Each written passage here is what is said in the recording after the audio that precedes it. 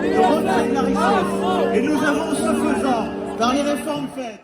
J'ai compris qu'il y avait des anarchistes. Bon, les anarchistes, je ne défends pas leur projet.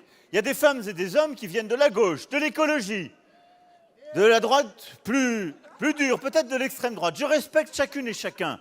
Je veux ici vous parler avec les mots du cœur et de la conviction pour vous dire pourquoi cette élection est aussi un référendum sur l'Europe.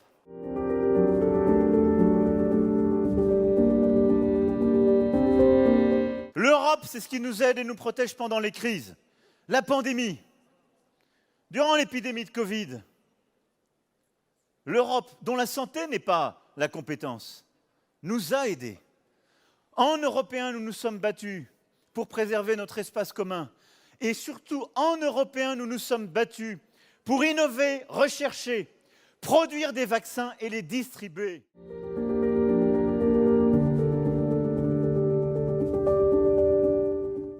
C'est un projet où la candidate d'extrême droite nous expliquait hier qu'elle voulait sortir du marché européen de l'énergie. Qu'est-ce que ça veut dire? De manière très concrète. 40 jours sans lumière par an et plusieurs milliards d'euros d'export de notre électricité qui permet de faire baisser la facture des Français en moins. Une absurdité. Qui peut croire une seule seconde que ces projets seraient comparables sur la question européenne? Qui peut le croire?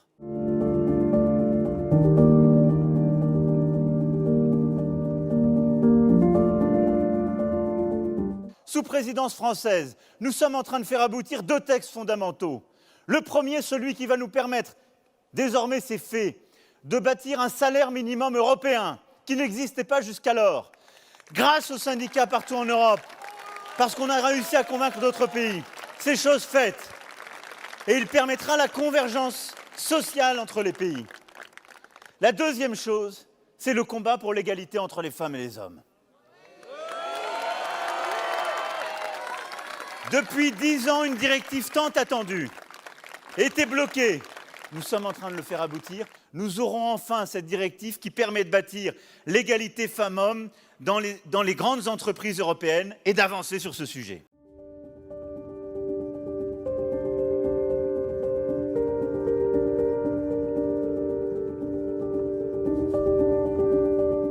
Ces 5 dernières années, on a réduit 2 fois plus vite les émissions de gaz à effet de serre, 2 fois plus vite.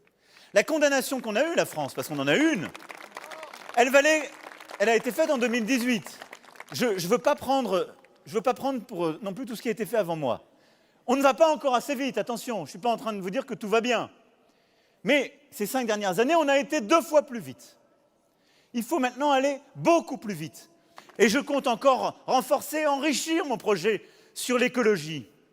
Mais avec la rénovation thermique des bâtiments, avec la conversion des véhicules, en mettant en place des filières industrielles en matière écologique, en allant plus vite, en planifiant cette transition, en ayant la possibilité de produire tout à la fois plus de renouvelables, une stratégie sur le nucléaire, dont nous avons aussi besoin pour nous passer des hydrocarbures, justement venant de l'Est, et une stratégie de sobriété énergétique, nous pouvons avancer. Et je le dis avec beaucoup de force. Sur la question énergétique, le projet que je porte est le seul qui permet à court terme de sortir des fossiles et en particulier de la dépendance aux gaz et aux hydrocarbures venant de l'Est.